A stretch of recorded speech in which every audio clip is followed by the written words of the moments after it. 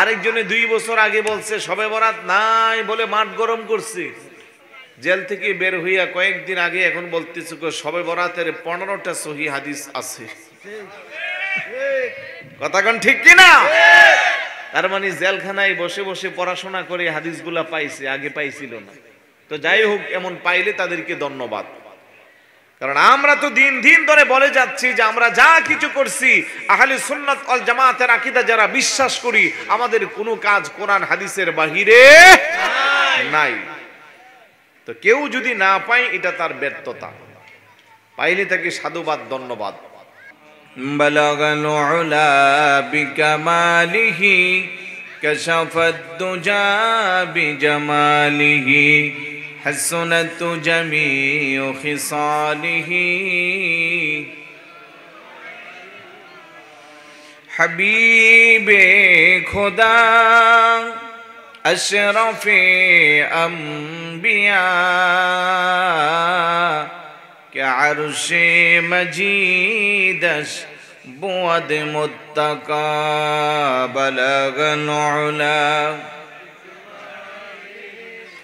كشف الدجى بجماله حسنت جميع خصاله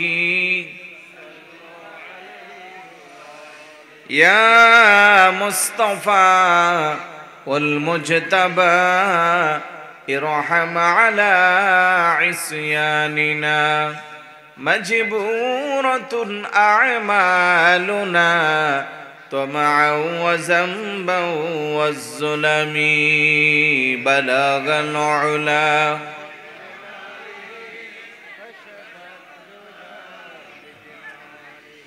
حسنت جميع خصاله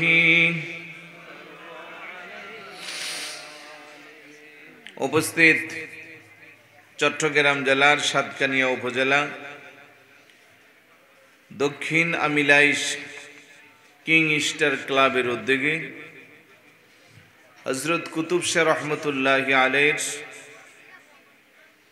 ও অত্র এলাকার মরহুম মরহুমা মুরব্বিগণের ইসালে সওয়াব নবমতম পবিত্র ঈদ মিলাদুন নবী সাল্লাল্লাহু আলাইহি ওয়াসাল্লাম মাহফিল 2024 এর সম্মানিত সুযোগ্য সভাপতি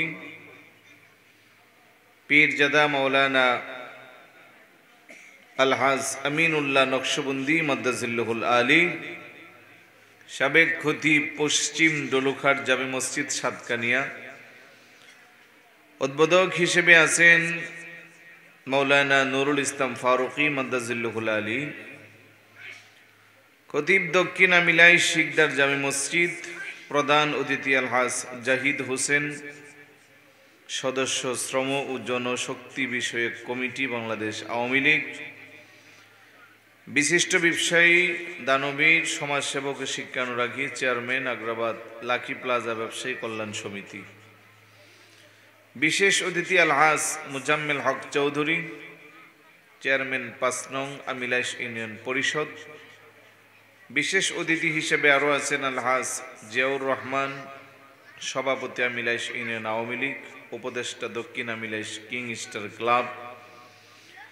এতক্ষণ যাবৎ যিনি কোরআন সুন্নাহ থেকে অত্যন্ত গুরুত্বপূর্ণ মনোমুগ্ধকর আলোচনা করেছেন, তরুণ উদীয়মান ইসলামিক চিন্তাবিদ মুজাহিদে মিল্লাত মাওলানা মুহাম্মদ তাহিদুল আলম রিয়াদ মাদ্দাজিল্লাহুল আলী, খতিব হাজি ঠান্ডা মিয়া সৌদাগর জামে মসজিদ বন্দর চট্টগ্রাম। আলোচনা করেছেন মাওলানা মুফতি আব্দুল মান্নান আল কাদেরী মাদ্দাজিল্লাহুল আলী, আরবি প্রভাষক উশখাইন আলী রজা আলিম মাদ্রাসা আনোয়ারা চট্টগ্রাম, দিগার উলামায়ে কেরাম, অতিথিবৃন্দ, সামনে বসা নবী প্রেমিক, অলি প্রেমিক, মাহফিল প্রেমিক, কোরআন সুন্নাহ প্রেমিক, আশিক রাসূল ভাইয়েরা, পর্দার অন্তর আড়ালের মাও বোনেরা, যুবক আমার সাথী ভাইয়েরা, ছোট ছোট কলিজার টুকরারা, সবার প্রতি আবার আন্তরিক সালাম, আসসালামু আলাইকুম ওয়া রাহমাতুল্লাহ। সর্বপ্রথম মহান আল্লাহ সুবহানাহু ওয়া তাআলার দরবারে অসংখ্য গণিত শুকরিয়া, যেই আল্লাহ দয়া করে, মায়া করে, মোহাব্বত করে আজকের এই আজিমুশান বেহেশতের বাগানে আসার বসার কিছু বলার শ্রবণ করার তৌফিকটুকুন দান করেছেন। সে আল্লাহর দরবারে শুকরিয়া আদায় করা দরকার আছে কি নাই? আসুন সকলে একবার অন্তরস্থল থেকে সবটুকুন আবেগকে উজাড় করে মুহাব্বতের সাথে সমবেত কণ্ঠে রাতের নিস্তব্ধতাকে বন্ধ করার লক্ষ্যে সিংহের মতো গর্জন দিয়ে চিৎকার করে বলি আলহামদুলিল্লাহ। আরেকটু জোরে বলি আলহামদুলিল্লাহ। সাথে সাথে লক্ষ কোটি দরুদ ও সালাম জানাই আল্লাহরই সৃষ্টি জগতের যিনি প্রথম এবং প্রধান আকর্ষণ, সমস্ত নবী রাসূলদের মাথার মুকুট, শামসুল হিদায়াত, আফতাবে নবুয়ত, শাহিন শাহে রিসালাত, আপনার নবী আমার নবী, तमाम বিশ্ব জগতের নবী, ইমামুল আম্বিয়া ওয়াল মুরসালিন, আশরাফুল আম্বিয়া ওয়াল মুরসালিন, শামসুদ দুহা বদরুদ দুজা, নূরুল হুদা নূরুন আলা নূর, সৈয়দনা শফিনা হাবিবনা ও মৌলানা মুহাম্মদ সাল্লাল্লাহু তাআলা আলাইহি ওয়াসাল্লামের কদমে দরুদ ও সালাম যেন আল্লাহ কবুল আর মঞ্জুর করে বলি আমিন। আরেকটু জোরে বলি আমিন। প্রিয় এলাকাবাসী, যারা বিক্ষিপ্তভাবে এখনো রাস্তাঘাটে দোকানপাটে এদিক সেদিক ঘোরাফেরা ব্যস্ত আছেন, আপনাদের খেদমতে আরজ কিছু সময়ের জন্য আজকের আজিমুশান বেহেশতের বাগানে চলে আসেন। হতে পারে আজকের মাহফিল কারো না কারোর জন্য জীবনের শেষ মাহফিল, কারণ মাহফিলটার বয়স নবম। শুরুতে যারা ছিল অনেকে আমাদের মাঝে, আগামী বছরে এই দিনে মাহফিল থাকবে, হয়তো আমরা অনেকে থাকবো না, এটাই চিরন্তন সত্য। কথা বলেন ঠিক কি না? যেহেতু মাহফিলটা পবিত্র ঈদ মিলাদুন নবী সাল্লাল্লাহু আলাইহি ওয়াসাল্লাম, ঈদে মিলাদুন নবীর অন্যতম একটি শিক্ষা, ওই শিক্ষাটাকে নিয়ে আমি আমার আলোচনা করব। ইন্তেজামিয়া কমিটির দেওয়া একটা বিষয় এবং মিলাদুন নবীর শিক্ষা। ঈদে মিলাদুন নবী, ঈদ মানে খুশি, মিলাদ মানে জন্ম, নবী মানে নবী, নবীর জন্মের খুশি। আলহামদুলিল্লাহ বলি আলহামদুলিল্লাহ। খুশি না বেজার? নবীর জন্মে সেদিন শুধু মানুষ জাতি নয়, সৃষ্টিকুলের 18,000 মাখলুকাত সবাই খুশিতে আত্মহারা হয়েছিল। কারণ গোটা পৃথিবীবাসীর জন্য আল্লাহ আল্লাহর প্রিয় হাবিবকে রহমত করে প্রেরণ করেছে। যেই নবীজি এসে অন্ধকার থেকে মানুষকে আলোর দিশা দেখিয়েছে, মিথ্যা থেকে মানুষকে সত্যের দিকে ধাবিত করেছে। চন্দ্রের পূজা, সূর্যের পূজা, নিজের বানানো দেবদেবী মূর্তির পূজা নিয়ে যারা ব্যস্ত ছিল, তাদেরকে এক আল্লাহর পথে কালেমার দাওয়াত দিয়ে ইসলামের সুশীতল ছায়ার নিচে আশ্রয় দিয়েছিল। বড় করে বলি সুবহানাল্লাহ। শাওয়াহিদুন নবুওয়াত কিতাবের মধ্যে আসছে, হুজুরের ফুফি আম্মা সোফিয়া বিনতে আব্দুল মুত্তালিব উনি বলেন, যখন রহমাতুল্লিল আলামিন নবী দুনিয়াতে এসেছিল, আমি তখন আমেনা খাতুন রাদিয়াল্লাহু তাআলা আনহার ঘরে ছিলাম, হুজুরের আম্মাজানের হুজরায়। সবে মাত্র আল্লাহর প্রিয় হাবিব দুনিয়াতে আসছে, কারো সাথে কোনো কথা নাই, বার্তা নাই, চিল্লাপাল্লা নাই, আওয়াজ নাই। আসতে দেরি, অমনেতি আল্লাহর কুদরতি কদমে একটা সিজদায় পড়ে গেছে। বড় করে বলি সুবহানাল্লাহ। তাহলে দুনিয়াতে নবীর মিলাদ হওয়ার পরে সর্বপ্রথম যেই কাজটা করলো, আল্লাহকে সিজদা দিল। বলেন না, আল্লাহকে সিজদা দিল। তার মানে আপনি আমি যারা উম্মত আছি, আমাদেরকে পেয়ারা রাসূল শিক্ষা দিয়েছে, আমার উম্মতেরা তোমরা যদি আমি রাসূলকে মহাব্বত করো, ভালোবাসো, আমার মিলাদুন নবী পালন করো, তাহলে আমার মিলাদুন নবী থেকে শিক্ষা নাও। কি শিক্ষা? আমি এসে দুনিয়াতে প্রথমে আল্লাহকে সিজদা দিয়েছি, তোমরাও আল্লাহকে সিজদা দাও। আর তোমরা সিজদা দেওয়ার জন্য আমি একটা পদ্ধতি প্রক্রিয়া রেখে দিচ্ছি, সেই পদ্ধতি প্রক্রিয়ার নাম হলো নামাজ। বড় করে বলি সুবহানাল্লাহ। আরেকটু জোরে বলি কি? সুবহানাল্লাহ। তাইলে এই নামাজ নিয়ে আমি কথা বলবো। আর এই জন্য কোরআনুল কারীমের 13 নম্বর পারা, হিফজুল কোরআনের 7 নম্বর পৃষ্ঠা, না 5 নম্বর পৃষ্ঠা, সম্ভবত 7 নম্বর পৃষ্ঠা, আমি একটি আয়াত তেলাওয়াত করেছি, তার দিকে নজর দিয়ে কিছু সময় আপনাদের খেদমতে আরজ করব। আল্লাহ পাক যেন তৌফিক দান করে, বলুন আমিন। আর একটু জোরে বলুন আমিন। সবাই ততক্ষণ আমার সাথে থাকবেন তো। 7 নম্বর পৃষ্ঠা থেকে আমি সূরা ইউসুফের শেষের দিকে আমি একটু কনফার্ম হয়ে বলি, কারণ এই তথ্যগুলো আবার অনেক ভাইয়েরা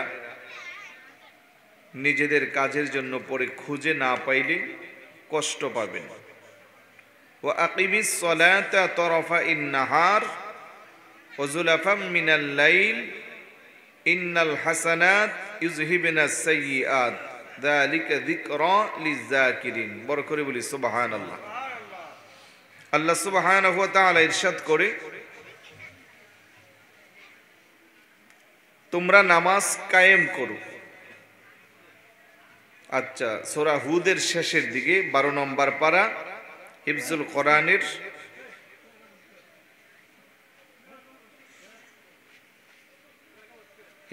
কোরআনের 15 নম্বর পৃষ্ঠার মাঝামাঝি অবস্থানে। ওয়া আকিমিস সালাতা তারাফাইন নাহার ওয়া যুলাফাম মিনাল লাইল ইন্নাল হাসানাতি ইউযহিবনাস সাইয়্যাত যালিকা যিকরা লিয-যাকিরিন। তোমরা নামাজ কায়েম করো, তারাফাইন নাহার দিনের দুই প্রান্তে, ওয়া যুলাফাম মিনাল লাইল রাত্রের ক্রিয়োদাংশে। মুফাসসিরিনে কেরাম এই আয়াতটিকে দিনে রাতে মিলায়া নামাজ সিলেক্ট করেছেন 5 ওয়াক্ত। বড় করে বলি সুবহানাল্লাহ। আর একটু জোরে বলুন, কয় ওয়াক্ত? ভাই একটু আমাকে জবাব দিতে হবে, রাত তো একটু বেশি হয়েছে। ঘুম আসাটাই আপনাদের স্বাভাবিক, তবে আমাকে একটু সহযোগিতা করবেন। আমি প্রায় কত কিলো দূর থেকে আসছি জানেন? প্রায় 400 কিলোর উপরে আপনাদের জার্নি করে তারপরে আপনাদের সামনে বসছি। খুবই টায়ার্ড আমি, তারপরেও আপনারা যদি একটু আমাকে রেসপন্স করেন আমি কথা বলতে সুবিধা হবে। দিনে রাতে মিলাইয়া নামাজ কয় ওয়াক্ত? 5 ওয়াক্ত। এই 5 ওয়াক্ত নামাজ আল্লাহ সুবহানাহু ওয়া তাআলা আমরা যারা ঈমানদার আমাদের উপরে ফরজ করে দিয়েছে। আল্লাহ বলেন, ইন্নাল হাসানাত, 5 ওয়াক্ত নামাজ যারা আদায় করবে, নামাজের নেকিগুলো ইযহিবনাস সাইয়্যাত, তার গুনাহকে তার থেকে দূরে সরাইয়া দিবে। বড় করে বলি সুবহানাল্লাহ। অন্যত্র বলেন, ইন্নাস সালাতা তানহা আনিল ফাহশাই ওয়াল মুনকার ওয়ালা যিকরুল্লাহি আকবার। নিশ্চয়ই নামাজ মানুষকে যাবতীয় অশ্লীল বেহায়াপনা কাজ থেকে দূরে রাখি। একমাত্র নামাজই একটা ইবাদত, যে বান্দারা একাগ্র চিত্তে একমাত্র আল্লাহর রাসূলের সন্তুষ্টি অর্জনের জন্য নামাজ আদায় করবে, ওই নামাজের মধ্যে কোনো ভেজাল থাকবে না, দুনিয়ার কোনো মানুষকে দেখানো, লোক দেখানো কোনো কিছু থাকবে না। একমাত্র নামাজটা পড়বে কার জন্য? আর একটু জোরে বলুন, কার জন্য? একমাত্র আল্লাহর জন্য নামাজ পড়বে। এরকম মানসিকতা নিয়ে যারা নামাজ আদায় করে, ওই বান্দা আর সাধারণ বান্দা থাকে না, নামাজ আদায়ের মাধ্যমে বান্দা আল্লাহর বন্ধু হয়ে যায়। বড় করে বলি সুবহানাল্লাহ। এই জন্য আল্লাহর নবী কো, আস-সালাতু মিরাজুল মুমিনিন, নামাজ হলো মুমিনের জন্য মেরাজ। আল্লাহর নবী মেরাজে গিয়েছে, আল্লাহর সাথে মোলাকাত হয়েছে, সাক্ষাৎ হয়েছে, দীর্ঘ সময় প্রেমের আলাপ হয়েছে। নবী চিন্তা করলো, আমি এত মান মর্যাদা পাইলাম, আমার উম্মতগুলো যদি না পায়, আমার উম্মতগুলো লজ্জায় পড়ে যাবে। তাই আল্লাহর রাসূল মেরাজ থেকে এসে বলে, বান্দা তোরা যদি ঠিকভাবে নামাজগুলো আদায় করো, নামাজ আদায়ের মাধ্যমে একটা সময় তুমি আল্লাহর বন্ধু হয়ে যাবা। আল্লাহ এবং বান্দার মাঝখানের যে দূরত্বটা কমাইয়া আল্লাহর কাছে যাওয়ার একমাত্র সোপান, একমাত্র রাস্তা, তার নাম হইল নামাজ। বড় করে বলি সুবহানাল্লাহ। নামাজের মধ্যে যাইয়া বান্দা আল্লাহকে সিজদা দেয়। সিজদার মালিক কে? আল্লাহ। আর একটু জোরে বলুন, কে? আমরা একমাত্র সিজদা দিব কাকে? আল্লাহকে। একাগ্র চিত্তে বান্দা যখন গভীর রজনীতে আল্লাহর কুদরতি কদমে সিজদায় পড়ে, এত বেশি আমার আল্লাহ খুশি হয়। সিজদাতুন ওয়াহিদাতুন খায়রুম মিনাদ দুনিয়া ওয়া মা ফিহা, দুনিয়া এবং আসমান এবং জমিনের মাঝখানে যা কিছু আছে এই সব কিছুর চেয়ে উত্তম কাজ হলো বান্দা যখন আল্লাহর কুদরতি কদমে একটা সেজদা দেয়, ওই সেজদাটাকে যদি এক পাল্লায় রাখা হয়, পৃথিবীর সমস্ত সম্পদকে যদি আরেক পাল্লায় রাখা হয়, আমার আল্লাহর আদালতে বান্দার সিজদার মর্যাদা অনেক বেশি। সুবহানাল্লাহ। এত গুরুত্বপূর্ণ ইবাদত নামাজ। এই নামাজের মাধ্যমে বান্দা তার অতীত জীবনের গুনাহগুলো ক্ষমা করতে পারে। ঘোষণা কার? আরেকটু জোরে বলুন কার? আল্লাহ কয় ইন্নাল হাসানাত ইযহিবনাস সাইয়্যাত।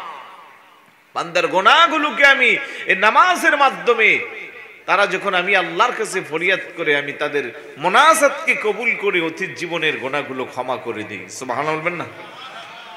এমন গুরুত্বপূর্ণ একটা ইবাদত আমাদের কাছে গুরুত্ব কম না বেশি? ভাই আওয়াজ দেন। এই যে কয়েকজনে বেশি বলতেছেন এই আওয়াজের মধ্যেও তো কম বোঝা যায়। আরে আওয়াজ দেয়া বলুন, আমাদের কাছে নামাজের গুরুত্ব কম না বেশি? ছিল তো, নামাজের গুরুত্ব ছিল। যেহেতু আজকে জুমাবার ছিল, জুমার সময় ছিল, খারাপ না। মোটামুটি মসজিদ ফিলাপ, সামনের বারান্দা ফিলাপ, দোতলা মসজিদ হলে তাও ফিলাপ, সামনে মানুষ চলার রাস্তাও ফিলাপ। কিন্তু একই মসজিদে আসরের সময় মুসল্লি কয়জন ছিল বলেন? এখন আর কিছু বলবেন না?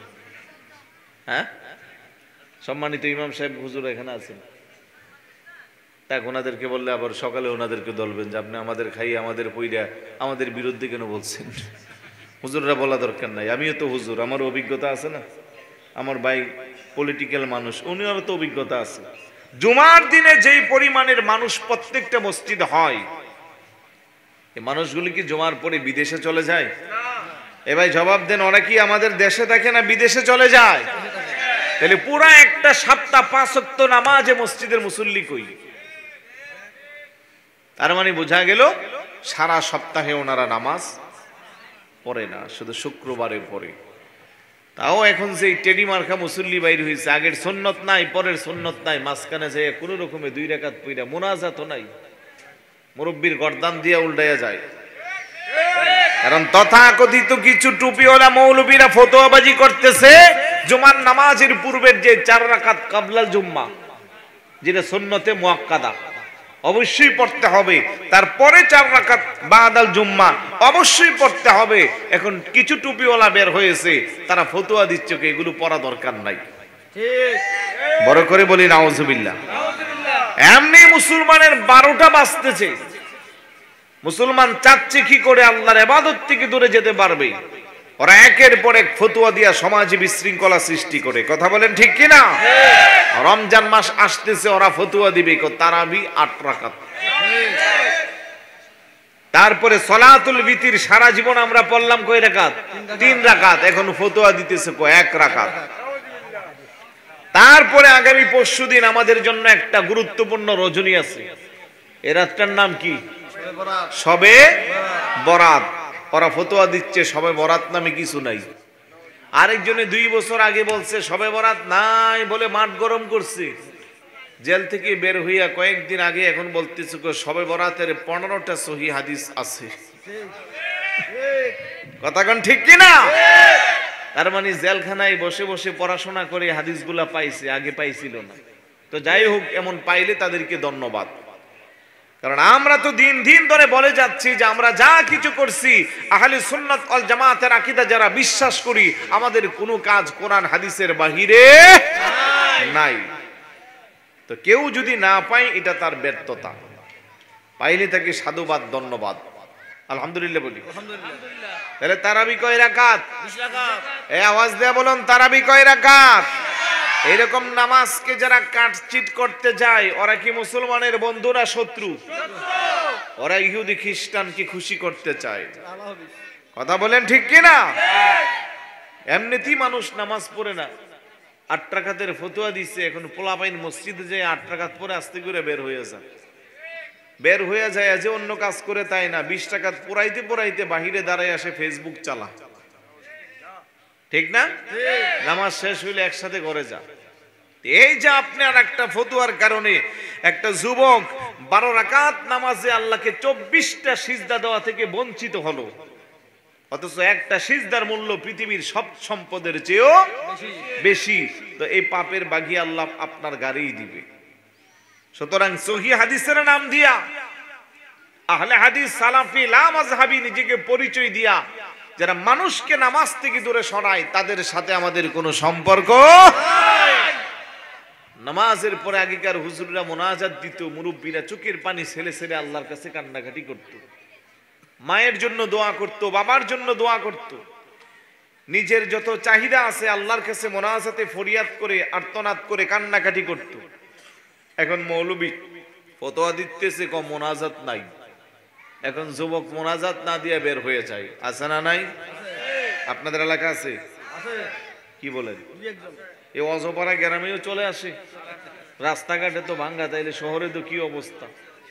তাদের কিছু আলামত আছে। ইমাম সাহেব হুজুর যখন ওলা দোয়াল্লিন কো আর এমন জোরে আমিন কো মনে হয় যেন মসজিদ ভাঙ্গিয়ে ফেলবো না হুজুর। তারপরে আবার মহিলাদের মতো হাত বাঁধে কোথায়? বুকের উপরে, পা একটা উত্তর পাড়া আর একটা দক্ষিণ পাড়া, বারবার লেফট রাইট, আছে না নাই? খবরদার, তাদের কাছ থেকে নিজেকে সংরক্ষণ রাখবেন। আসুন আমার মূল কথায় যাই। তাহলে একমাত্র ইবাদত নামাজ, যার মাধ্যমে বান্দা আল্লাহর বন্ধু হতে পারে। নামাজের কথা কোরআনে আল্লাহ পাক 82 বার আপনাকে আমাকে আদেশ দিয়েছেন, আকিমুস সালাহ, আকিমুস সালাহ, নামাজ কায়েম করো। নামাজ কায়েম করো মানে নামাজ তুমি শুধু নিজে নিজে পড়লে হবে না, তোমার পরিবার পরিজন সবাইকে নিয়ে পড়তে হবে। আল্লাহ বলেন, ইয়া আইয়ুহাল্লাযীনা আমানু কু আনফুসাকুম ওয়া আহলিকুম নারা। ও ঈমানদারেরা, তোমরা নিজেরা বাঁচো, পরিবার পরিজনকে বাঁচাও। আমি শুধু নামাজ পড়লাম, আমার স্ত্রী নামাজ পড়ল না, আমি শুধু নামাজ পড়লাম, আমার উপযুক্ত সন্তানটা নামাজ পড়ল না, আমি নামাজ পড়লাম, আমার ভাই নামাজ পড়ল না, আমি তার নামাজের দাওয়াতও দিলাম না, আমার এই নামাজের যথার্থতা কখনো আসবে না, পরিপূর্ণ হবে না। বরং আমি যদি আমার পরিবারের সবাইকে নিয়ে নামাজ পড়তে পারি, এটাই হবে আমার জন্য উত্তম। সুবহানাল্লাহ।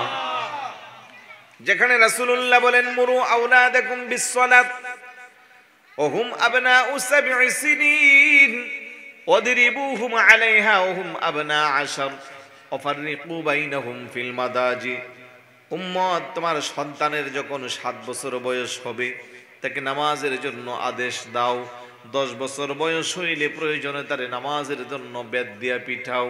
ওয়াফাররিকু বাইনাহুম ফিল মাদাজি, আর তার বিছানাটাকে পৃথক করে দাও। চিৎকার করে বলি সুবহানাল্লাহ। আমার ভাইয়েরা, বাবারা, তাহলে আমরা যারা মাহফিলে আসছি, আমাদের ঈমান আছে না নাই? পিছনের ভাইয়েরা আওয়াজ দিয়ে বলুন, আছে না নাই? তাহলে আমরা ঈমানদার, আর ঈমানদার হলেই ঈমানের পরে আমাদের কাজ হলো নামাজ। বড় করে বলি সুবহানাল্লাহ। 7 বছরের বাচ্চাকে নামাজের আদেশ দেওয়ার জন্য আল্লাহর প্রিয় হাবিব আপনাকে আমাকে আদেশ দিয়েছেন। তাকে নামাজ শিখান, তাকে নামাজের কথা বলেন। এই দক্ষিণ আমিলাস একজন বাবাও কি আছেন যে 7 বছরের বাচ্চারে নামাজের কথা বলছেন? রাসূলুল্লাহর হাদিসকে আমলে দিয়া 10 বছরের বাচ্চা নামাজ পড়ে না, এই জন্য তারে বেদ দিয়ে পিটাইছেন। আছেন একজন বাবা? নাই। কেমনে থাকবেন? 10 বছরের বাচ্চা, এটা যেই পাকনার পাকনা, আপনি ওরে পিটাইবেন আর ও কি মুখের মধ্যে ললিপপ দিয়ে বসে থাকবো? আপনি ওরে পিটাইবেন, বলবে বাবা কেন মারতেছো? আপনি বলবেন তোর বয়স 10 হইল, তুই কেন নামাজ পড়িস না, এই জন্য মারতেছি।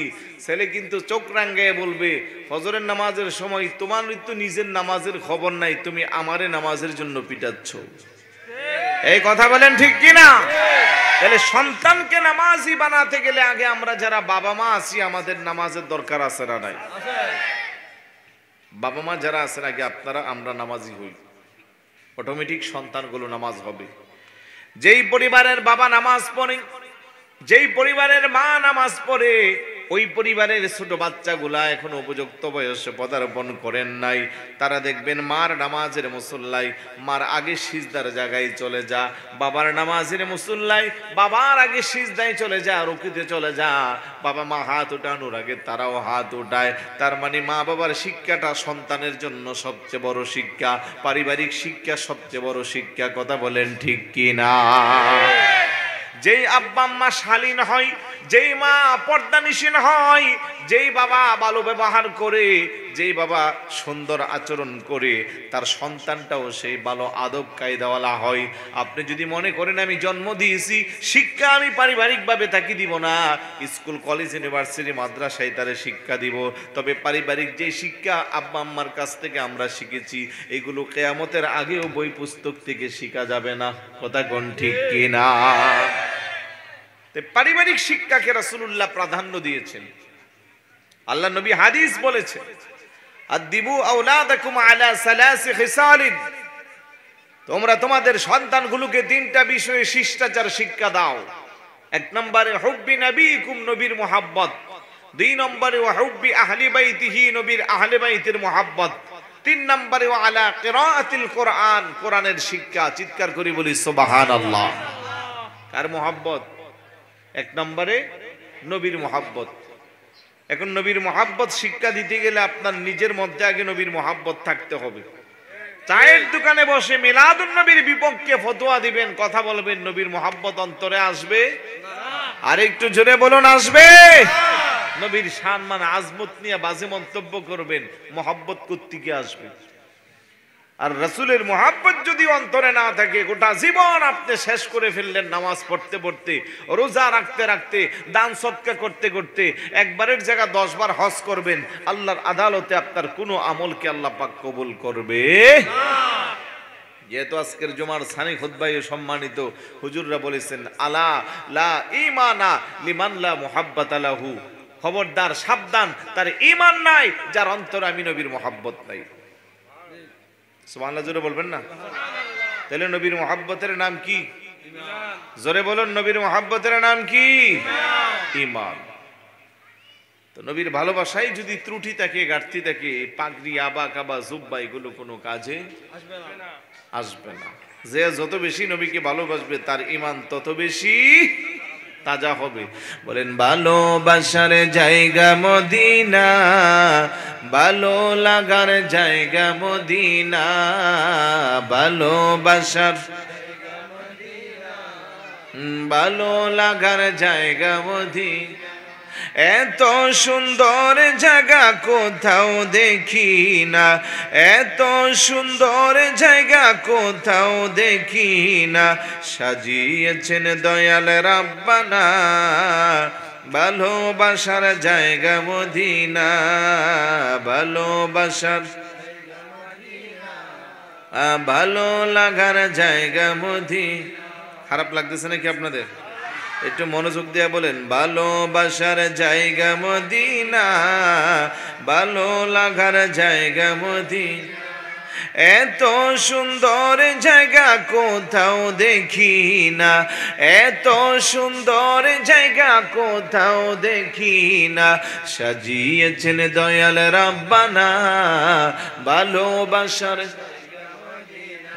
বলেন, ভালোবাসার জায়গা মদিনা, ভালো লাগার জায়গা মদিনা শরীফে নূরের খজিনা। সুবহানাল্লাহ বলবেন না? বলেন, মদিনা শরীফে নূরের খজিনা, আশিক ছাড়া অন্য বুঝে না, ভালোবাসার জায়গা মদিনা। বলেন, ভালোবাসার জায়গা মদিনা, ভালো লাগার। একদিন কবরে যাব, কেউ তো যাবে না, ঠিক না? কবরে কেউ যাবে? বলেন, একদিন কবরে যাব, কেউ তো যাবে না, একদিন কবরে যাব, কেউ তো যাবে না, যাবে আমার শাহে মদিনা, ভালোবাসার জায়গা মদিনা। বলেন, ভালোবাসার জায়গা মদিনা, ভালো লাগার জায়গা মদিনা। এত সুন্দর জায়গা কোথাও দেখি না, এত সুন্দর জায়গা কোথাও দেখি না, সাজিয়েছেন দয়াল রাব্বানা ভালোবাসার জায়গা। যতই দুরুদ পড়ি তৃপ্তি মিটে না, যতই দুরুদ পড়ি তৃপ্তি মিটে না, মিলাদে অশান্তি থাকে না, ভালোবাসার জায়গা মদিনা বলেন, ভালোবাসার জায়গা, ভালো লাগার জায়গা মদিনা। আমাদের সকলের অনেক বেশি গুনাহ, আমাদের সকলের অনেক বেশি গুনাহ, তাই হাবিবের কদমে ছাড়ব না, ভালোবাসার জায়গা মদিনা বলেন, ভালোবাসার ভালো লাগার জায়গা মদিনা। এত সুন্দর জায়গা কোথাও দেখি না, এত সুন্দর জায়গা কোথাও দেখি না, সাজিয়েছেন দয়াল রাব্বানা ভালোবাসার জায়গা মদিনা। মারহাবা বলি সবাই। ঘুম চলে আসছে? শেষ করে দিলে কেমন হয়? আরো অন্তত আধা ঘন্টা বলি নাকি বলি না? শেষ করে দিই। বিরিয়ানি গুলা ঠান্ডা হয়ে গেলে মজা থাকবে না। পুটলা হইতেছে, প্যাকেট হইতেছে, আচ্ছা তাইলে ওগুলা প্যাকেট হয়ে যাচ্ছে ইনশাল্লাহ। বেশি সময় নেব না, কারণ আমি শুরুতেই তো বললাম যে I am so much tired. তারপরেও এসে উপস্থিত হতে পেরেছি, চেষ্টার কোনো ত্রুটি ছিল না। এন্তেজামিয়া কমিটির মহাব্বত ভালোবাসারও কমতি ছিল না। মারহাবা বলি। তাইলে নামাজ, ওই যে বলছিলাম সন্তানকে শিক্ষা দিতে হবে হুব্বি নবীকুম, নবীর মহাব্বত। পারিবারিক ভাবে যদি আমরা সন্তানকে নবীর মহাব্বত তার অন্তরে সেট আপ করে দিতে পারি, এই সন্তান কখনো বেয়াদব হবে না, এই সন্তান কখনো আব্বা আম্মার সাথে বেয়াদবি করবে না, অন্তত আব্বা আম্মারে বৃদ্ধাশ্রমে পাঠাবে না। 90% মুসলমানের কান্ট্রিতে যেদিন থেকে আমি বৃদ্ধাশ্রমের গল্প শুনেছি, রীতিমতো আমি সেদিন থেকে অবাক হয়েছি যে ধর্ম আমাদেরকে শিক্ষা দিয়েছে মার কদমের নিচে সন্তানের জান্নাত, বাবার কদমের নিচে সন্তানের জান্নাত। যে ধর্ম আপনাকে আমাকে শিক্ষা দিয়েছে আম্মার চেহারার দিকে, আব্বার চেহারার দিকে নেক নজর দিয়ে একবার তাকাইলে একটা কবুল হজের সওয়াব। জোরে বলুন না সুবহানাল্লাহ। সাহাবী কয় ইয়া রাসূলুল্লাহ, কেউ যদি 100 বার দেখে আমার নবী কয় 100টা কবুল হজের সওয়াব। ওই ধর্মের অনুসারী হয়ে আমরা আমাদের আব্বা আম্মাকে বৃদ্ধাশ্রমে পাঠাই। যে মাকে একদিন বেশি সেবা করতে পারলে জান্নাতে যাওয়ার রাস্তা একদিন আগাবে, যে বাবাকে একদিন বেশি খেদমত করতে পারলে বাবার খেদমতের উসিলা আল্লাহর জান্নাত কাছে আসবে। এমন দামি মানুষকে, এমন দামি মানুষগুলোকে আমরা আমাদের পরিবারে জায়গা দিতে পারি না, তাদেরকে আমরা বৃদ্ধাশ্রমে পাঠিয়ে দিই। একমাত্র নবীর মহাব্বত, নবীর আদর্শ আমাদের কাছে না থাকার কারণে। কথা বলেন ঠিক কিনা? তাহলে 1 নম্বরে নবীর মহাব্বত সন্তানের অন্তরে ছোট কাল থেকে শিক্ষা দিতে হবে। তারপরে আল্লাহর নবী বলেন ওয়া হুব্বি আহলি বাইতিহি, 2 নম্বরে আমার আহলে বাইতের মহাব্বত। নবীর আহলে বায়াত কারা? আমি লাইসির অনেক মুরব্বী বাবাকে যদি আমি জিজ্ঞাসা করি তারা সঠিক জবাব দিতে পারবেন না। নবীর আহলে বায়াত যারা, নামাজ পড়া যেমন ফরজ, রোজা রাখা যেমন ফরজ, ঠিক একইভাবে নবীর পরিবার পরিজন আহলে বায়াত যারা, তাদেরকে ভালোবাসাও আমার আল্লাহ ফরজ করে দিয়েছেন। সুবহানাল্লাহ। আল্লাহ বলেন কুল্লা আসআলুকুম আলাইহি আজরান ইল্লাল মাওয়াদ্দাতা ফিল কুরবা। হাবিব আমার, দোস্ত আমার, গোটা পৃথিবীবাসী মানুষের কাছে আমি আল্লাহর পক্ষ থেকে আমি আপনি জানিয়ে দিন, আপনি তাদের কাছে বলেন ও আমার উম্মতরা, লা আসআলুকুম আলাইহি আজরা, আমি তোমাদের কাছে কিছু চাই না। কেননা এই জমিনে এসে এই কালেমার দাওয়াত দিতে যাইয়া একের পর এক আমি কষ্ট করেছি। উহুদের ময়দানে আমার দন্দার মোবারক শহীদ হয়েছে, তাইফের ময়দানে চতুর্দিক থেকে পাথরের আঘাত বৃষ্টির মতো পড়ে আমার সমস্ত শরীরটা রক্ত রঞ্জিত হয়েছে। মক্কার মানুষ চলার রাস্তা দিয়ে আমি যখন হাঁটতাম বিষাক্ত কাঁটাগুলো রাস্তার মধ্যে বিঁধে রাখতো, কাঁটার আঘাতে আমি রাসূলুল্লাহর পা গুলো ফুলে যাইত। আল্লাহর কুদরতি কদমে আমি যখন সিজদায় পড়তাম, আমার শরীরের মধ্যে মরা উটের নারী বুড়িগুলো আমার পিঠ মোবারকের মধ্যে উঠিয়ে দেওয়া হইতো। এত কষ্ট যে ইসলামের জন্য করেছি, এত কষ্ট যে কালেমার জন্য করেছি, এত কষ্ট যে কোরআনের জন্য করেছি, লা আসআলুকুম আলাইহি আজরা, তার প্রতিদান হিসেবে আমি তোমাদের কাছে কিছুই চাই না, ইল্লাল মাওয়াদ্দাতা ফিল কুরবা, আমি চাই একমাত্র আমার আহলে বাইতের মহব্বত। চিৎকার করে বলি সুবহানাল্লাহ। আয়াত শরীফ যখন নাজিল হলো, রাইসুল মুফাসসিরিন সাইয়্যিদিনা আব্দুল্লাহ ইবনে আব্বাস রাদিয়াল্লাহু তাআলা হুজুরের দরবারে যে কয়, ইয়া রাসূলুল্লাহ, ইয়া হাবিবাল্লাহ, মান কারাবাতুকা হাউলা ইল্লাযীনা ওয়াজাবাত আলাইনা মাওয়াদ্দাতুহুম, আপনার আহলে বায়াত কারা যাদেরকে ভালোবাসা আল্লাহ ফরজ করে দিয়েছে। আমার নবী বলেন, ক্বালা আলী ওয়া ফাতিমাতুন ওয়া ওয়ালাদাহুমা, ইয়ানি হাসান হুসাইন রাদিয়াল্লাহু তাআলা আনহুমা। চিৎকার করে বলি সুবহানাল্লাহ। আমার আহলে বায়াত হলো 4 জন। আওয়াজ দিয়ে বলুন কয়জন? 1 নম্বরে শেরে খোদা আলী রাদিয়াল্লাহু তাআলা, 2 নম্বরে খাতুনে জান্নাত মা ফাতেমা রাদিয়াল্লাহু তাআলা আনহা, 3 নম্বরে ইমাম হাসান, 4 নম্বরে ইমাম হুসাইন রাদিয়াল্লাহু তাআলা আনহুমা। এই 4 জন হলো আহলে বায়াতে খাসা। আর অন্যান্য আরো যারা আছেন উম্মাহাতুল মুমিনিনদের সদস্য, তারাও আহলে বায়াত। কেন তাদেরকে ভালোবাসার শিক্ষা বলেছেন? আপনি যদি ইমাম হুসাইন রাদিয়াল্লাহু তাআলা আনহুর জীবন আদর্শ থেকে শিক্ষা নিতে চান, আপনাকে কারবালার শিক্ষা উজ্জীবিত করবে। আপনি গোটা পৃথিবীর সমস্ত সম্পদের মায়া ত্যাগ করতে পারবেন, আপনি দেশের মায়া ত্যাগ করবেন, আপনি জানের মায়া ত্যাগ করবেন, আপনি সন্তানের মায়া ত্যাগ করবেন, আপনি সম্পদের মায়া ত্যাগ করবেন, কিন্তু তারপরেও আপনি ঈমান দিবেন না। সুবহানাল্লাহ। আল্লাহু আকবার। ইয়া রাসূলুল্লাহ, ইয়া গাউসুল মুস্তাকিম, জিন্দাবাদ, জিন্দাবাদ। আমার ভাইয়েরা, বাবারা, আমার পর্দার অন্তরালের মা বোনেরা যারা আছে, তারা যদি খাতুনে জান্নাত মা ফাতেমা রাদিয়াল্লাহু তাআলা আনহার জিন্দেগি তালাশ করে, খাতুনে জান্নাত মা ফাতেমা রাদিয়াল্লাহু তাআলা আনহার চরিত্র যদি তারা বাস্তব জীবনে আনে, আমার আগের বক্তাও বারবার বলেছে পারিবারিক দাম্পত্য জীবনের অশান্তির কথা, কথা কোন ঠিক কিনা? আজকে কেন আমার মা বোনদের এই অশান্তি? মুরব্বী বাবারা এখানে বসা, আজ থেকে 20-30 বছর আগে দেশ এত উন্নত ছিল না, বড় অভাব ছিল মানুষের। এক বেলা খেলে আরেক বেলা খাবারের জন্য বড় কষ্ট হইত।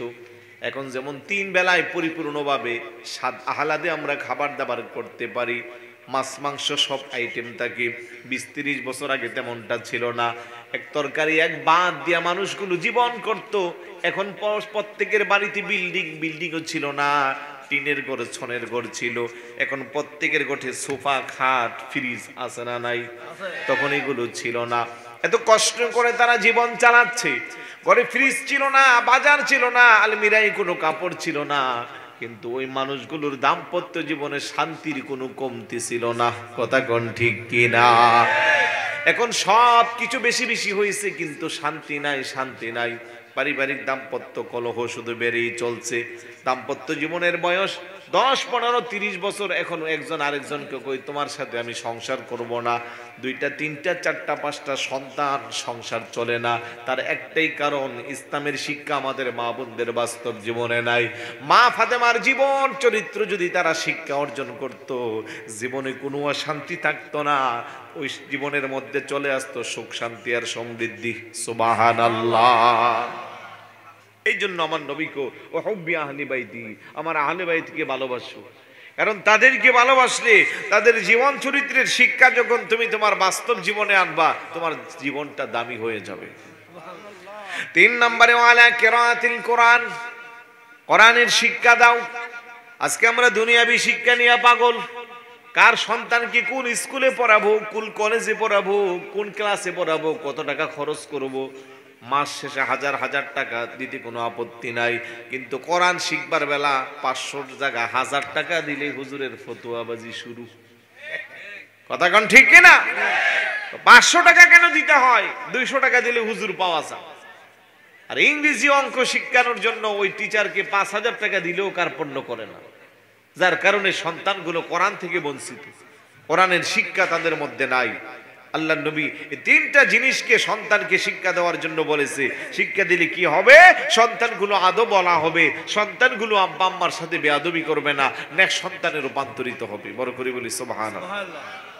দরুদ শরীফ পড়ে আল্লাহুম্মা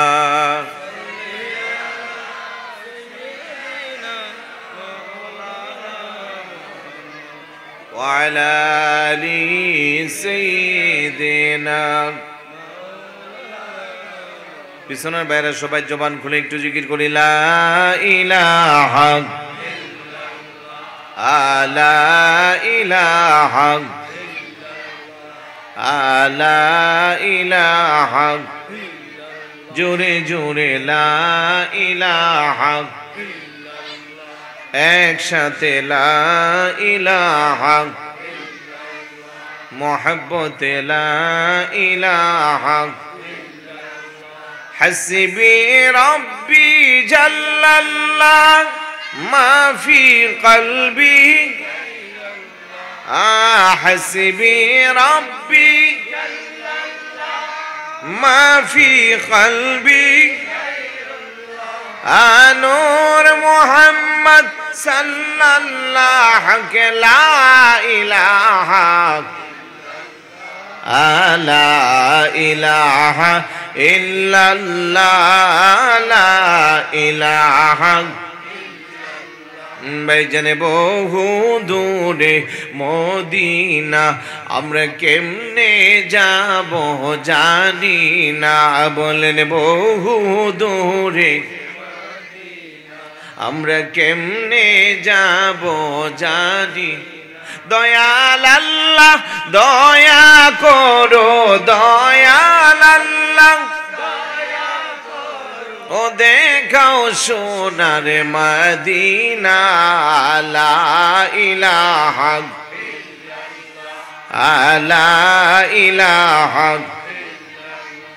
আমরা কেমনে যাব মদিনা, মদিনার রাস্তা চিনি না।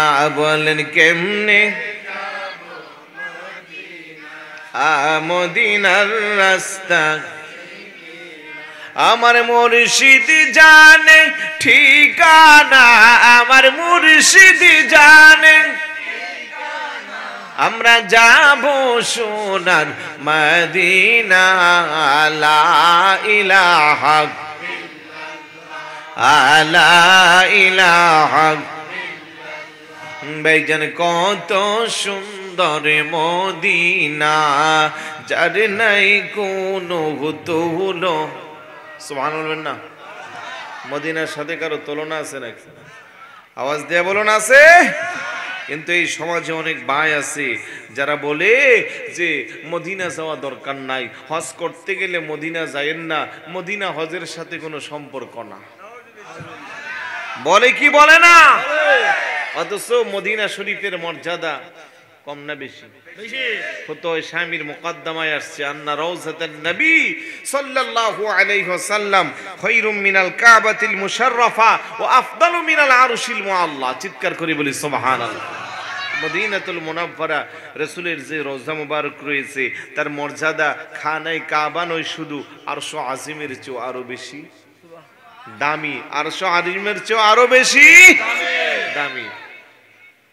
যারা কবরি ওয়াজাবাত লাহু শাফাআতি, রাসূলুল্লাহ কো যারা আমার রওজা মুবারক জিয়ারত করবে তাদেরকে শাফাআত করা আমি নবীর উপর ওয়াজিব। মান যারা কবরি বাদা ওয়াফাতি ফাকান্নামা যারানি ফি হায়াতি, আমার ওফাতের পরেও যারা আমার রওজা জিয়ারত করবে তারা যেন আমার জীবদ্দশা অবস্থায় জিয়ারত করলো। কারণ রাসূলুল্লাহ রওজা মুবারকে জিন্দা না মোরা? জিন্দা। আর আওয়াজ দিয়ে বলুন জীবিত না মৃত? কিন্তু আমার মতো কিছু টুপিওয়ালা ভাইরা মিসগাইড করে আপনাকে বলবে নবী মাটির সাথে পচে গলে মিশে লেগে আছে।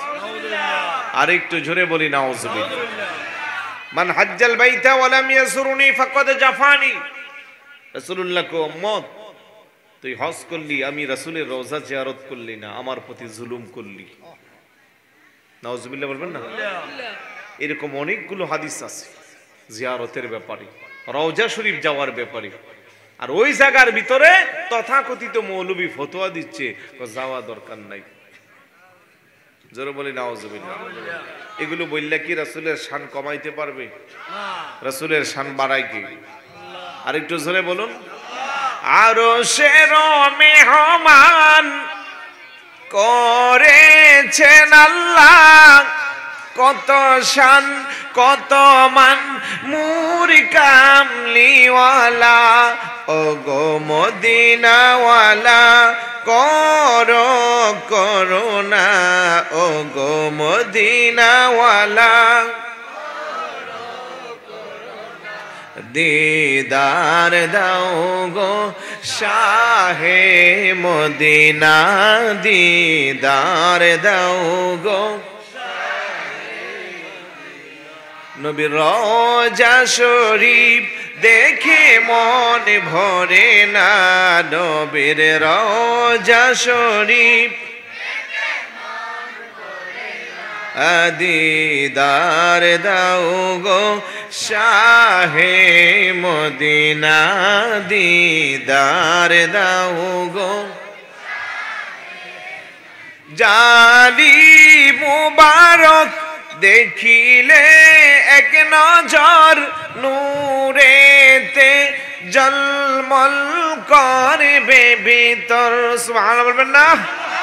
বলেন জালি মুবারক দেখিলে এক নজর নূরেতে জলমল করবে ভিতর, অগরউফুর রহিম কাছে ডাক দাও না, অগরউফুর রহিম কাছে ডাক দাও না, দিদার দাও গো ইনা, দিদার দাও গো নবীর রওজা শরীফ দেখে মন ভরে না, নবীর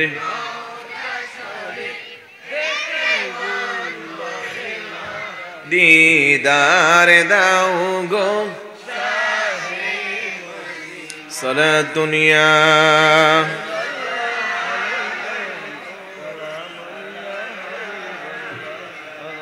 ख्याल माँ सेवा दिल से मिठा दो या रसूल अल्लाह, हिजाबे जुल्मते बशरी उठा दो या रसूल अल्लाह, सलातुनिया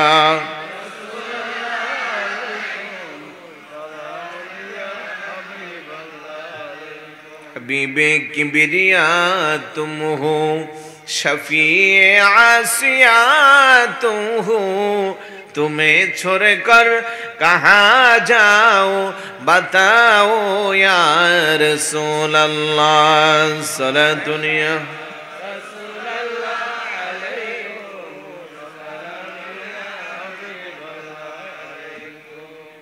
अल्हम्दुलिल्लाह बोलिए, আরেকটু জোরে বলি আলহামদুলিল্লাহ। যেই কথা বলছিলাম, নবীর প্রেম ঈমানের মূল, ঠিক না?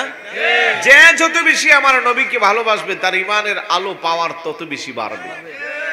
আর ওই ঈমানটা থাকার পরে যখন ইবাদত বন্দেগী করবে, বান্দা আর বান্দা থাকবে না, বান্দা আল্লাহর বন্ধু হয়ে যাবে।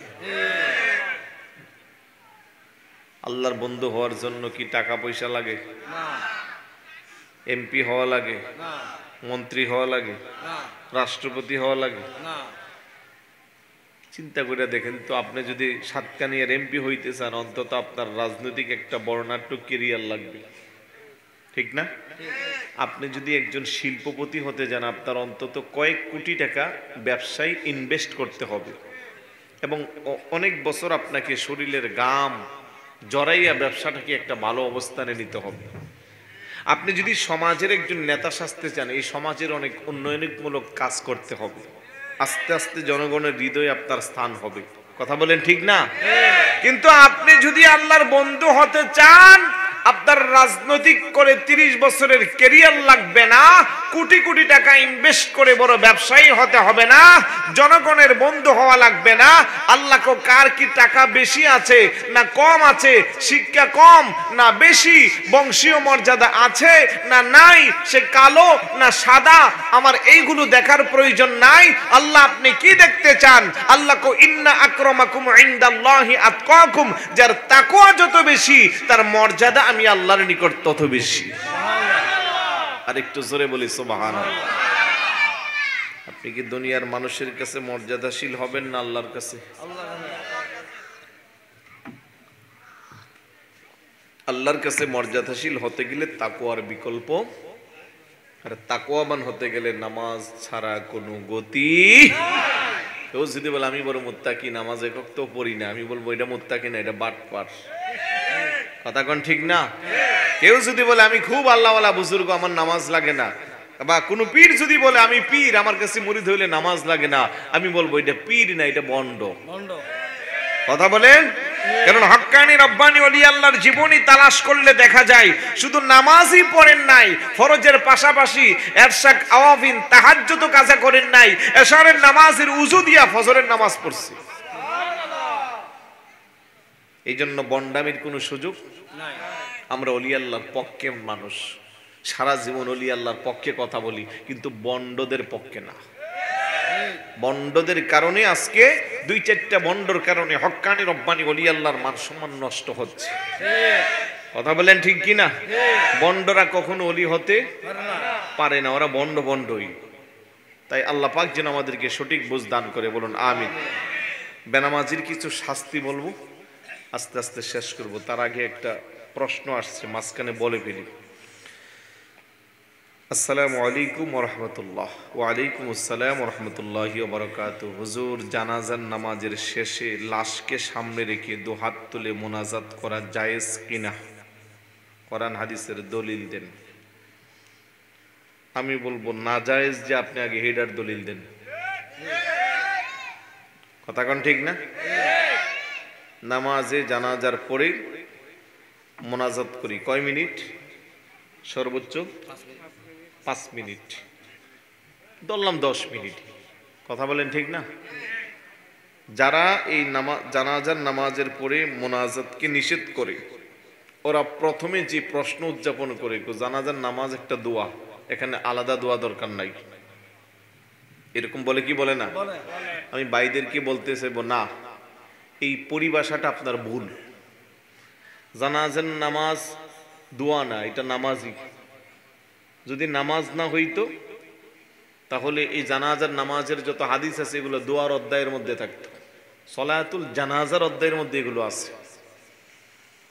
আর দোয়া এবং নামাজ দুইটার মধ্যে পার্থক্য আছে না নাই? আমি একটু বেসিকটা বোঝাচ্ছি, আপনাদের বুঝতে সহজ হবে। এখন মাহফিলের পরে আমরা মোনাজাত দিব না? পশ্চিম কোন দিকে ভাই? এদিকে। আপনারা আছেন কোন দিকে? উত্তর দিকে। আর আমরা আছি দক্ষিণ দিকে। আমরা মোনাজাত দিব তো, কিন্তু নামাজ যদি পড়তে চান তাইলে আমাদের কেবলা কোন দিকে হতে হবে? তাহলে নামাজের জন্য কেবলা শর্ত, মোনাজাতের জন্য শর্ত না। তাহলে যারা বলে জানাজার নামাজ দোয়া, প্রথমত এদেরটা বাদ হয়ে গেল। কারণ দোয়ার জন্য কেবলামুখী শর্ত না, দোয়া যেদিকে ইচ্ছা সেদিকে ইচ্ছা করা যাবে, কিন্তু জানাজার নামাজকে যেদিকে ইচ্ছা এদিকে বের করতে পারবেন? তাহলে আপনি যেটা দোয়া বলতেছেন কিভাবে বললেন? আচ্ছা, নামাজে জানাজার জন্য উযু দরকার আসেনি? আমরা যারা এখানে বসছি কারণে অকারণে উযু অনেকের নাই, সমস্যা আছে নাকি? মোনাজাত করতে কোনো সমস্যা আছে? কিন্তু জানাজার নামাজ যদি এখন আমরা পড়তে যাই তাহলে 100% আমাদের কি লাগবে? উযু লাগবে। আমাদেরকে কিবলামুখী হতে হবে এবং আল্লাহু আকবার বলে নামাজের সূচনা শুরু করতে হবে। নামাজ যখন শুরু করব কেউ ধাক্কা দিলে কথা বলা যাবে নাকি? দোস্ত তোর মোবাইলে কল বাজে, একটু দৌড়ে দেখ, বলা যাবে নাকি? বললে নামাজ থাকবে? কিন্তু মোনাজাতের মধ্যে যখন কল আসবে বলতে পারবেন না? পারবেন। মোনাজাতে কোনো সমস্যা হবে? তাহলে যারা প্রথমে আপনাকে আমাকে মিসগাইড করতেছে, জানাজার নামাজ একটা দোয়া, আলাদা করে দোয়ার দরকার নাই। প্রথমত তাদেরকে ওই জায়গাটা সংশোধন করতে হবে যে এটা দোয়া না, এটা নামাজই। কথা বলেন ঠিক কি না? নামাজের জন্য উজু শর্ত, নামাজের জন্য কিবলামুখী শর্ত, নামাজের জন্য তাকবীরে তাহরিমা শর্ত, নামাজের ইমাম জামাতে নামাজ পড়তে গেলে ইমাম শর্ত, সব কিছু এখানে পাওয়া যায়। দোয়ার জন্য এগুলো শর্ত না, এগুলো লাগে না। আচ্ছা, জানাজার নামাজের মধ্যে চতুর্থ তাকবীরে যে দোয়াটা পড়া হয়, আল্লাহুম্মা গফিরলি হাইয়িনা ও মাইয়িতিনা ও শাহিদিনা ও গায়িবিনা ও সগীরিনা ও কাবীরিনা ও যাকারিনা ও উনসানা, পড়েন কি পড়েন না? এখানে দোয়া কি মাইয়িতের জন্য না গোটা পৃথিবীর সবার জন্য? জীবিত মৃত উপস্থিত অনুপস্থিত পুরুষ মহিলা ছোট বড় সবার জন্য। আর নামাজে জানাজার পরে একান্ত যেই দোয়াটা করেন একমাত্র মাইয়িতের জন্য। কথা বলেন ঠিক না? আবার ফতোয়া দিব কি, যত তাড়াতাড়ি লাশকে থামানো যায়, এই জন্য মোনাজাত করতে গেলে দেরি হয়ে যায়, হাদিসে নিষেধ আছে। তো দোস্ত, এই 5 মিনিটের জন্য তোমার ফতোয়া চলে। তোমার আপনজনের লাশ যখন দুবাই শহর থেকে বাংলাদেশে আসে তখন তো 1 মাস চলে যায়, তখন ফতোয়া কই থাকে? কথা বলেন ঠিক কি না? বরং এই যে জানাজার মাঠে 150, 500, 1000, 2000 মানুষ হয়, এমনও হতে পারে উপস্থিতির কোনো একজন বান্দা, আল্লাহর প্রিয় বান্দা, আল্লাহর বন্ধু, আল্লাহর মকবুল, আল্লাহর ওলি বান্দা, তার উসিলা তার হাতটাও যখন একসাথে থাকে, মাইয়িতের জন্য আল্লাহর কাছে যখন ফরিয়াদ করা হয়, ওই 2-1 জনের হাতের উসিলা আল্লাহ চাইলে মাইয়িতকে তামাম জীবনের গুনাহগুলো ক্ষমা করে দিতে পারে। উপস্থিতি সকলের মোনাজাতকে কবুল করতে পারে। কথা বলেন ঠিক কি না? এই জন্য আমরা মোনাজাত করি। তুমি আইসো আমারে জানতে দোস্ত যে কোরআন হাদিস কই, আমি বলবো যে না জায়েজ কই, আগে তুমি আমারে এটা কও। কিয়ামতের আগেও পারবা না, কারণ তুমি যেই দলিল দিয়ে মানুষকে বোঝাও এগুলো আমি বলে দিছি অলরেডি। সুতরাং জানাজার নামাজের পরে 100% মোনাজাত করা জায়েজ, বৈধ, তাতে কোনো সন্দেহ নাই। আরেকটু জোরে বলুন না। কারণ আল্লাহর নবী কো ইজা সাল্লাইতুম আলাল মাইয়িতি ফাআখলিসু লাহুদ দুআ, তোমরা যখন মাইয়িতের নামাজ শেষ করবা তার জন্য দোয়া করো। রাসূলুল্লাহর হাদিস, ফা মানে ফায়ে ফায়সালা, পৃথক করা হয়েছে, নামাজ একটা দোয়া আর একটা একসাথে মিলাইয়া যারা আমাদেরকে মিসগাইড দান করেন, আল্লাহ পাক যেন আপনাদেরকে হেদায়েত দান করেন। আমিন। এমনও দেখছি আমি জানাজার মাঠে মোনাজাত চলতেছে, যে লাশটার মোনাজাত চলতেছে ওই লাশওয়ালা ব্যক্তির ছেলে বলতেছে মোনাজাত বন্ধ করেন, আমার আব্বা জাহান্নামে জ্বললে জ্বলবো, তার মোনাজাত লাগবে না। কত বড় কমবক্ত শয়তান!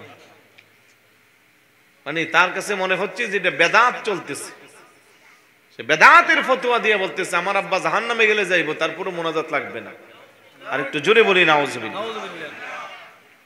এগুলো কারা বলতেছে? যারা বলতেছে এই যে আব্বা আম্মার নামে আমরা ইসালে সব করি না, খানা জাফত করি না। আরেক শয়তান বেটা দেখবেন ইউটিউবে আছে, যতক্ষণ চুলায় আগুন জ্বলবে ততক্ষণ মাইয়িতের কবরে আগুন জ্বলবে। অথচ ইসলামের অন্যতম একটি ইবাদত হলো মানুষকে খাওয়ানো। রাসূলুল্লাহর কাছে এসে এক সাহাবী জিজ্ঞাসা করছে আইগুল ইসলামি খায়রুন, ইসলামের উত্তম কাজ কি? আমার নবী কো ক্বালা তুতঈমুত তাআম ওয়া তাকরাউস সালাম আলা মান আরাফতা ওয়া মান লাম তারিফ। সুবহানাল্লাহ বলবেন না? তুমি মানুষকে খাওয়াবে, পরিচিত অপরিচিত মুসলিমকে সালাম দিবা, এটা উত্তম কাজ। এমন একটা কাজের মধ্যে ওরা কি নেগেটিভ মন্তব্য লাগায়। আরেক সাহাবী যুদ্ধের ময়দান থেকে আসছে, ইয়া রাসূলুল্লাহ আমি যুদ্ধের ময়দানে গিয়েছিলাম, আমার আম্মা আল্লাহর ডাকে সাড়া দিয়ে চলে গেছে, আমার মনের অনেক স্বপ্ন ছিল মার সেবা যত্ন করে আমি আল্লাহরে খুশি করব, মার ইসালে সবের জন্য আমি কি করতে পারি? রাসূলুল্লাহকে তুমি কি একটা নলকূপ টিউবওয়েল রাস্তার পাশে বসিয়ে দিতে পারবা? জি পারবো। তোমার আম্মার ইসালে সওয়াবের জন্য রাস্তার পাশে টিউবওয়েলটা বসায় দাও, প্রতিক্রিয়ায় পথ দিয়া যাইবে, পানি পান করবে, এটা তোমার আম্মার ইসালে সওয়াব হবে। বড় করে বলুন না সুবহানাল্লাহ। আর ওই জায়গার ভিতরে বলতেছে চুলায় আগুন জ্বললে আব্বা আম্মার কবরে আগুন জ্বলবে। নাউজুবিল্লাহ বলবেন না? এই ধরনের অতিরঞ্জিত যারা করে তাদের সাথে আমাদের কোনো সম্পর্ক নাই। আমাদের আহলে সুন্নাত ওয়াল জামাতের আকীদা, আমরা নামাজের পরে মোনাজাত করব। এই ব্যাপারে অনেক লম্বা লম্বা বক্তব্য আছে, ইউটিউবে খুঁজে নেবেন। তো যাই হোক, বেনামাজির কিছু শাস্তির কথা বলে আমি শেষ করছি। বেনামাজের শাস্তি দুনিয়াতে 5টা। আওয়াজ দেন কয়টা? যারা আমরা নামাজ পড়ি না এরকম মুসল্লি এখানে আসি না নাই? কম আসি আর কি, বেশিরভাগ নামাজিরা আছি। কি বলেন? আওয়াজ নাই। কেমনে দিবেন? মনটা তো সাইদে না। ভাই নামাজটা একমাত্র এবাদত। আপনারটা আমি নিতে পারবো না, আমারটা আপনি নিতে, যার যার আমল তার তার কবর। একটু আমলগুলা করবেন। এক নম্বরে বেনামাজির হলো, বেনামাজির চেহারায় নেককারের জুতি থাকবে না। মানুষটা খুব সাদা, ফকফকে ফর্সা, নামাজ পড়ে না বিদায় তার চেহারার মধ্যে শ্রী নাই, জুতি নাই। আরেকটা কুচকুচে কালো মানুষ, 5 ওয়াক্ত নামাজ পড়ে, আশিক রাসূল, ইন্তেকালের পরে তার চেহারার মধ্যে নূর চমকায়। আছে না নাই? 2 নাম্বার দুনিয়ার শাস্তি, বেনামাজির জীবিকার মধ্যে কোনো বরকত থাকবে না। নামাজ পড়ে না, মাসে 2 লাখ টাকা ইনকাম করে, কি নাই? বরকত নাই। আরেকটা নামাজ পড়ে 5 ওয়াক্ত রিক্সা চালা, ঠেলা গাড়ি চালা, ভ্যান গাড়ি চালা, তরি তরকারি বিক্রি করে, তার সংসারে বরকতের অভাব নাই। আলহামদুলিল্লাহ বলবেন না? 3 নম্বরে বেনামাজির কোনো নেক কাজের সওয়াব পাবে না। নামাজ পড়ে না, আবার কি নেক কাজের সওয়াব আল্লাহ তাকে দিবে না। কারণ বাইনাল কুফরি ওয়াল আবদি তারকুস সালাহ, আল্লাহর বান্দা হতে চান আর কুফরের মধ্যে অন্তর্ভুক্ত হতে চান, দুইটাকে পার্থক্য করে নামাজ ত্যাগ করার মাধ্যমে। 4 নম্বরে বেনামাজির কোনো দোয়া আল্লাহর দরবারে কবুল হবে না। 5 নম্বরে বেনামাজির কোনো নেককারের সাথে দোয়ার ফলও পাবে না। মারাত্মক কথা। যেখানে একটা মজলিসে 40 জন থাকলে একজন আল্লাহর মকবুল বান্দা থেকে, তার উসিলা বাকিদের দোয়াও আল্লাহ কবুল করে। কিন্তু বাকিদের মধ্যে যদি বেনামাজি পড়ে, ওই নেককারের সাথে হাত উঠাইও তার দোয়া আল্লাহর দরবারে কবুল হবে না। মৃত্যুর সময় 3টা। আমি ব্যাখ্যা দিলে এগুলো অনেক সময় যাবে, আমি পারছি না ওইদিকে যেতে। মৃত্যুর সময় কয়টা? 3টা। 1 নম্বরে বেনামাজির মৃত্যু হবে অত্যন্ত বেইজ্জতির সাথে। ভাই মরণেরও তো ইজ্জত আর বেইজ্জতি আছে, কথা কোন ঠিক না? আল্লাহ যেন আমাদের সকলকে ইজ্জতওয়ালা মরণ দান করে। জোরে বলুন না আমিন। 2 নম্বরে বেনামাজির মৃত্যুর সময় অত্যন্ত ক্ষুধার্ত অবস্থায় থাকবে, অনেক কষ্ট পাইবে। 3 নম্বরে বেনামাজি মৃত্যুর সময় অত্যন্ত পিপাসার্ত অবস্থায় থাকবে। মালাকুল মউত যখন সামনে আসবে, এক একটা মানুষ কলিজা একেবারে পানির পিপাসায় ফেটে যাবে, মনে হইবে পৃথিবীর সমস্ত সমুদ্রের পানিগুলো মুখে দিলেও তার তৃষ্ণা কমবে না। আল্লাহু আকবার। ওই মুহূর্তে নামাজি ব্যক্তি যারা, তারা সেই তৃষ্ণা লাগবে না, তাদেরকে আমার আল্লাহ রহমতের পানি দান করবে। সুবহানাল্লাহ। আচ্ছা, কবরে 3টা, দুনিয়াতে 5টা, মরার সময় 3টা, আর কবরে 3টা। কবরের 3টা কি? 1 নম্বরে বেনামাজি কবরকে একটা সংকীর্ণ করে, বেনামাজি কবরকে একটা সংকীর্ণ করে চাপিয়ে দেওয়া হবে। পাথরের একদিকের হাড় অন্য দিকের হাড়ের সাথে ঢুকে যাবে। আল্লাহু আকবার। হাড্ডিগুলো পাউডারের মতো তছনছ হয়ে যাবে কবরে রাখার পরে। 2 নম্বরে বেনামাজির কবরে জাহান্নামের আগুন জ্বালিয়ে দেওয়া হবে, যা জ্বলতেই থাকবে, জ্বলতেই থাকবে, বন্ধ হবে না। 3 নম্বরে বেনামাজি তার কবরে সোজা আকরাউ জাবিবাতান নামক একটা বিষাক্ত সর্প আসবে, সে তাকে ঘন ঘন দংশন করবে। বড় করে বলি নাউজুবিল্লাহ। কিয়ামতের শাস্তি 3টা। বেনামাজির হিসাব কিয়ামতে অত্যন্ত কঠিন হবে। বেনামাজির উপর আল্লাহর নারাজ থাকবেন। 3 নম্বরে বেনামাজিকে অপমানের সাথে জাহান্নামে নিক্ষেপ করা হবে।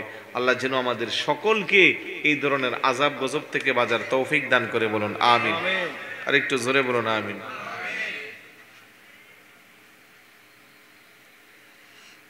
হুজুর, মহান রব্বুল আলামিন আমাদের রব কোনো ব্যক্তির উপর খুশি হলে ওনাকে কন্যা সন্তান দান করেন। আমি মনে করি ওনাকে মহান আল্লাহ তাআলা জান্নাত দান করেছেন। বর্তমান সময়ে মেয়ে সন্তানদের বাবা মা অনেক বেশি স্বাধীনতা দিতেছে। এই স্বাধীনতা দেওয়াতে মা বাবা বা স্বামী এই যে জান্নাত হাতছাড়া করতেছে, এটা নিয়ে আপনি কিছু বলবেন? মা বাবা স্বামীদের করণীয় কি হবে? পরিবারের কারণে আমি আপনি জাহান্নামী হচ্ছি না তো? সুন্দর কথা বলেছেন উনি, যেটা ওনার মনের ভাবটা বোঝাইতে চাইছেন আমি বুঝতে পেরেছি আলহামদুলিল্লাহ। কারণ কন্যা সন্তান আল্লাহর দেওয়া অনেক বড় নিয়ামত। আল্লাহর নবী কো বিনতানি জান্নাতানি, যার 2টা কন্যা সন্তান হবে তার সাথে আর আমার জান্নাত এই 2 আঙ্গুলের যতটুকু ফাঁক, তার সাথে আমার জান্নাত ততটুকু ফাঁক, মানে কাছাকাছি। সুবহানাল্লাহ বলবেন না? এখন এই কন্যা সন্তান আল্লাহর দেওয়া নিয়ামত, এগুলোকে আপনি শরীয়ত মোতাবেক ইসলামী অনুশাসন মেনে, ইসলামী হুকুমগুলো মেনে, কোরআন সুন্নাহর দৃষ্টিতে তাকে লালন পালন করে যথাযথ স্থানে পাত্রস্থ করতে হবে, তাইলে আপনি রাসূলুল্লাহর সেই হাদিসের অন্তর্ভুক্ত হবেন।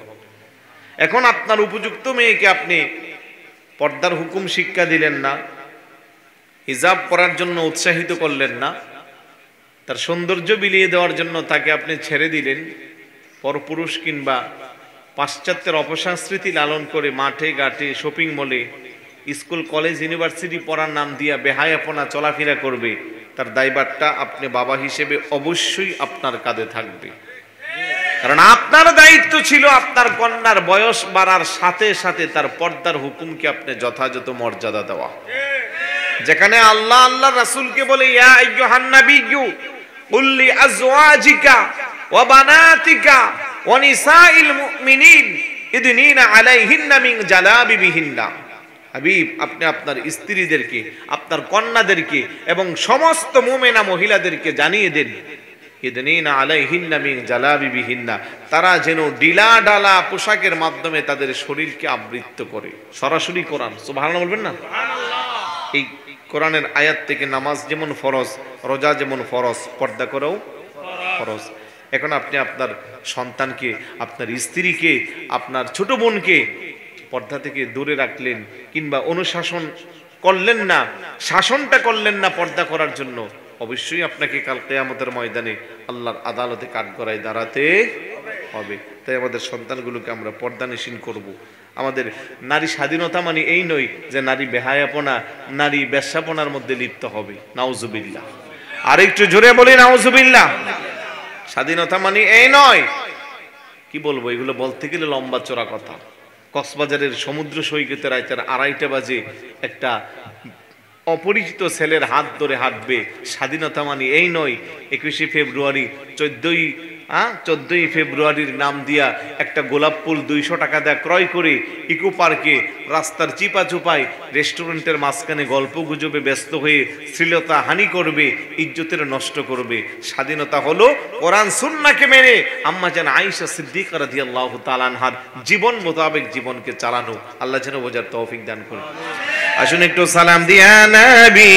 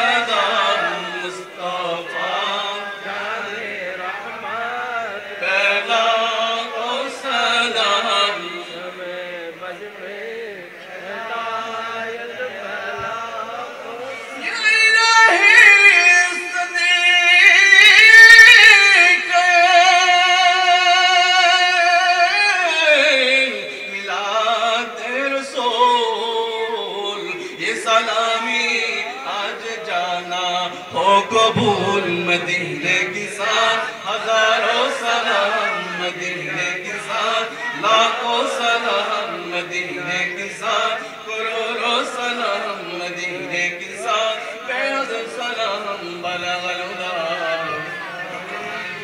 کشف الدجى بجماله سنت زمین صالحین میرے مصطفیٰ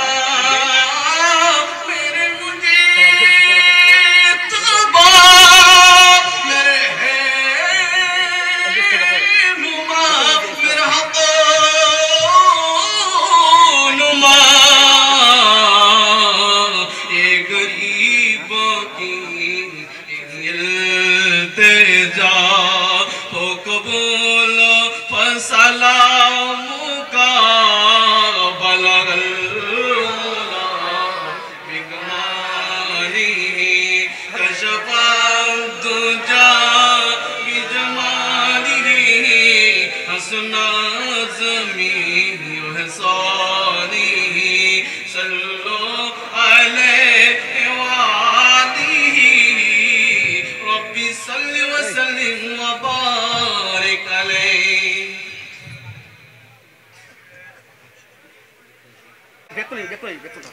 কিনস্টার সোসাইটি ক্লাবের সকল সদস্যবৃন্দ,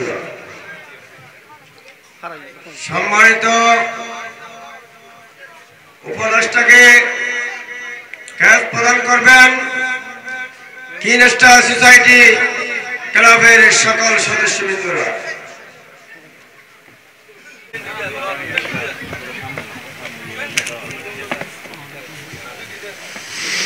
কেউ তাই দিবেন না, মারহাবা বলবেন। মারহাবা মারহাবা।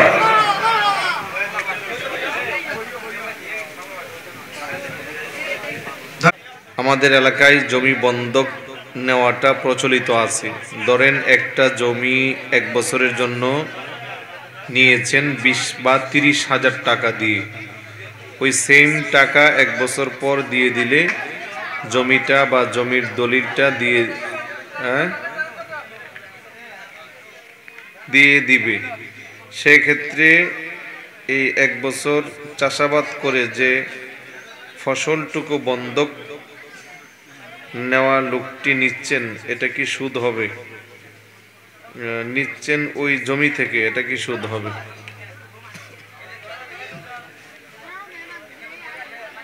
মানে এটা একটা জমি,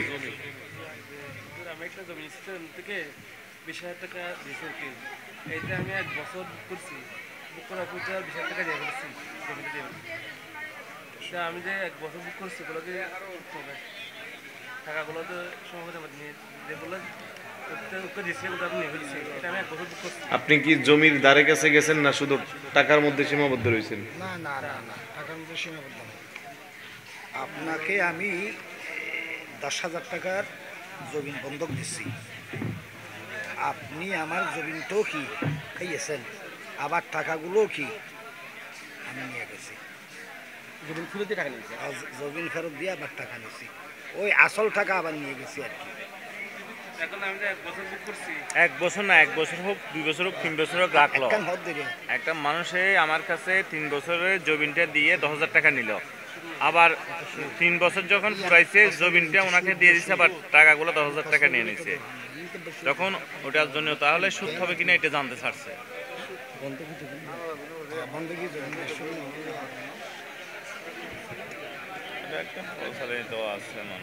এক এক এলাকায় এক এক রকম থাকে, হয়তো আপনাদের এলাকায় এটাকে বন্ধকি জমি বলে। তবে এই যদি এরকম চুক্তি থাকে যে আমার জমিটা তুমি করবা, ওইখান থেকে যে ফসল উৎপাদন হবে ওইখান থেকে আমাকে কিছু ফসল দিবা, কিছু তুমি নিবা, তাহলে সেটা সুদে যাবে না।